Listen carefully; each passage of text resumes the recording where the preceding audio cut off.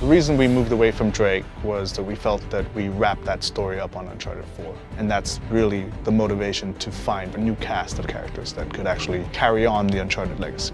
Uncharted is more than just Nathan Drake, and I think maybe makes people think a little differently about the Uncharted series as far as what they think of when they think of Uncharted. We started trying to keep it short. We started trying to keep it contained. But like all Naughty Dog games, you know, it's story-driven and we need the time to tell the story accurately. We needed to go into the past, dig a little deeper than, you know, the surface, and it just blew up. We started expanding to get character arcs developed, and before we knew it, it's a full game. We're treating it as seriously as an Uncharted game.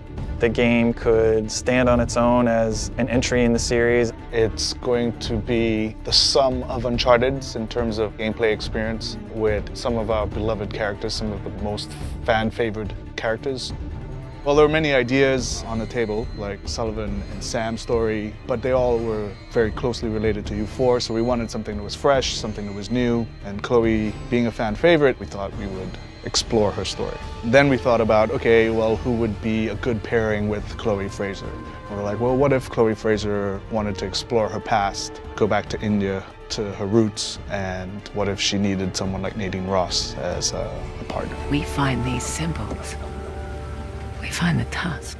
And then that was the kind of jumping off point of these two interesting characters together. We can put them wherever we want. We know that there's going to be fun stuff happening, and Chloe is more improvisational. Nadine is more logical. We know that there's going to be great conflict if we throw those two together. That's supposed to happen? Dunno. Chloe Fraser has interest in the tusk of Ganesh, which is a treasure that's in India that is kind of close to her. Her father was an archaeologist. He had tried tracking down this tusk before in the past. So for Chloe, there's a personal attachment to the tusk. For Nadine Ross, she is on the verge of bankruptcy. She's lost Shoreline, and she desperately wants to regain control. That's where the characters start. Because of Nadine's military background, particularly with our villain, Sav, Chloe's brought her in to kind of help her out. He's just another warmonger with no war to fight. No, you don't know him like I do. He changes location and routines by the hour. We'd be foolish to take unnecessary risks. Let's get one thing straight. This is my gig. You want your share? We play by my rules. For Sav, as a villain, he is motivated by a code.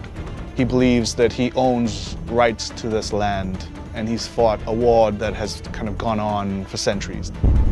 So recently he has started rekindling this war to profit. Giving the player more options, I think, would be the highest level, encompassing way to describe what we're trying to elevate even from Uncharted 4. We have all those things at our disposal again, rope climbing, driving, we have the winch, stealth options. We have lockpicking now, so we have crates of things that you can find certain weapons or treasures in. We just present you with a lot of stuff that the player can then decide what to do, and then, of course, having an allied character with you during all of those things and making sure that they can react and be as lifelike as possible as a human would. We're taking advantage of the buddy system by integrating more of the narrative. For example, if our characters in the story aren't communicating well, or they're upset, or they're aggravated, it will reflect in the gameplay. So if I've just come out of a heated argument with Nadine Ross, in the gameplay you will feel that tension, you will feel that aggravation. The challenge for us was this player-driven space. It's not open world, but it's vast, and you have player choice that you can go and experience it differently. There's things to find a true sense of exploration, but the goal being that you're just exploring and freely doing things, and then the story is still progressing in the way that they would expect from an Uncharted game. It's something we've never really done to the level that we're doing now in Uncharted.